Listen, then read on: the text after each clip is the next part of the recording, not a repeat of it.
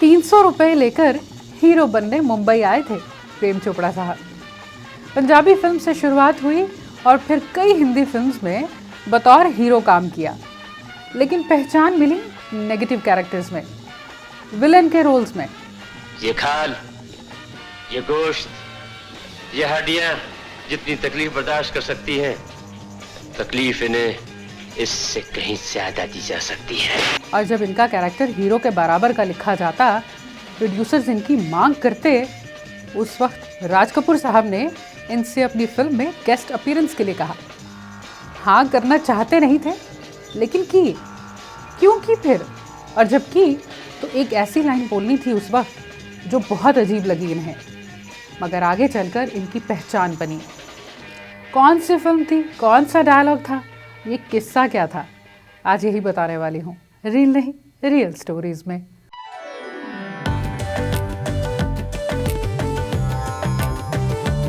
Punjabi films में काम करने के साथ ही इन्हें मुंबई में हिंदी फिल्म्स में काम मिलने लगा था बतौर हीरो फिल्म्स की, जैसे सिकंदर आजम, मैं शादी करने चला, कुंवारी। मगर ये फिल्म्स चली नहीं। फिल्मिस्तान के राइटर थे, उन्हें प्रेम चोपड़ा साहब ने अपनी फिल्म चौधरी करनैल सिंह दिखाई, इस उम्मीद में कि शायद कोई रोल मिल जाए। उन्होंने पूछा, गाड़ी चाहिए? बोले हाँ। बड़ा घर चाहिए? बोले हाँ। शोहरत भी? बोले हाँ।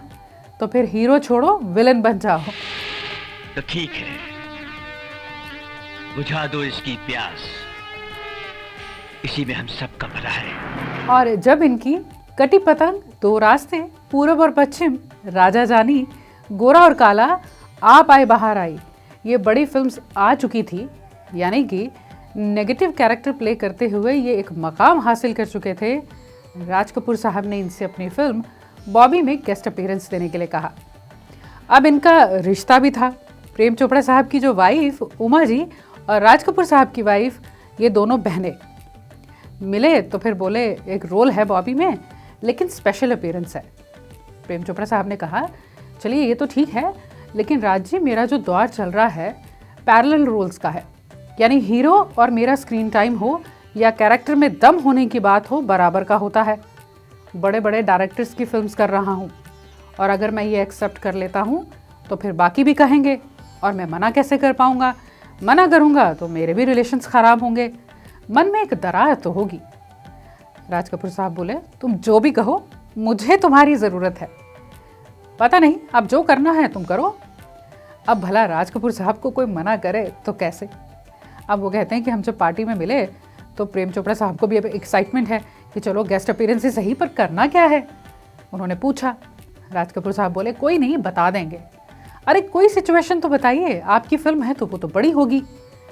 राज कपूर साहब बोले, अरे बताएंगे। और फिर खैर ज़्यादा इंसिस्ट करने पर इन्हें सीन समझाया उन्होंने। अब उसे समझने के बाद एक और सवाल। अब इन्होंने प्रेमनाथ जी से बात की, कहा, मुझे राज साहब ने ये डायलॉग बताया है, मुझे तो ये रजिस्टर ही नहीं हो रहा। प्रेमनाथ जी बोले, तुम निश्चिंत हो जाओ, अगर ये फिल्म चली तो तुम्हें वो मिलेगा जो अब तक की इतनी फिल्म्स के साथ नहीं मिला, तुम्हारी पहचान कुछ और हो जाएगी। और जब बॉबी फिल्म रिलीज़ हुई, जब जब ये डायलॉग आता, लोग खूब तालियां बजाते। सिर्फ एक लाइन प्रेम चोपड़ा साहब की, प्रेम नाम है मेरा, प्रेम चोपड़ा। और प्रेम चोपड़ा साहब कहते हैं, मुझे पहले भी बहुत तारीफ मिल चुकी थी अपने कैरेक्टर्स के लिए, अपनी एक्टिंग के लिए, अवार्ड्स भी मिल चुके थे, लेकिन ये कुछ और था, ये कमाल था। और वो कहते हैं कि कमाल की बात ये भी कि मुझे इसे याद करने की ज़रूरत ही नहीं पड़ती, जब कहीं जाता हूँ अपना नाम ही तो बोलना होता है और फैंस खुश हो जाते हैं। प्रेम नाम है मेरा, प्रेम चोपड़ा। अब यहाँ प्रेम चोपड़ा साहब कहते हैं, राज कपूर साहब के राइटर्स बड़े कमाल के होते थे, टीम होती थी पूरी, और एक एक लाइन कमाल की जिसमें वजन होता। इनके राइटर्स में शामिल थे के अब्बास साहब, जितेंद्र जैन, साठे साहब, इंद्र राज आनंद और कई और। दिलीप कुमार साहब के ये बहुत बड़े फैन। वो अपने डायलॉग्स में दम लाने के लिए या खुद को दमदार दिखाने के लिए अपने डायलॉग्स को चिल्ला चिल्ला कर नहीं कहा करते थे, आराम से कहते थे, मगर कुछ इस तरह कि वो खतरनाक लगे। मैं वो बला हूँ जो शीशे से पत्थर को तोड़ता हूँ। ये बात उन्हें दिलीप साहब ने ही कही थी फिल्म दास्तां की शूटिंग के दौरान। कहते थे अंडर प्ले किया करो। और वाकई में कई डायलॉग्स जो उनके अंदाज, उनकी स्क्रीन प्रेजेंस से खास हुए हैं। कि मैंने हर जानवर से कुछ ना कुछ सीखा है। सांप से मैंने ये सीखा है, जो मुझे दूध पिलाता है उसी को मैं डस लेता हूँ। ये काम जोश से नहीं होश से करना होगा। ये हीरे हमारे बदले की आग को नहीं बुझा सकते।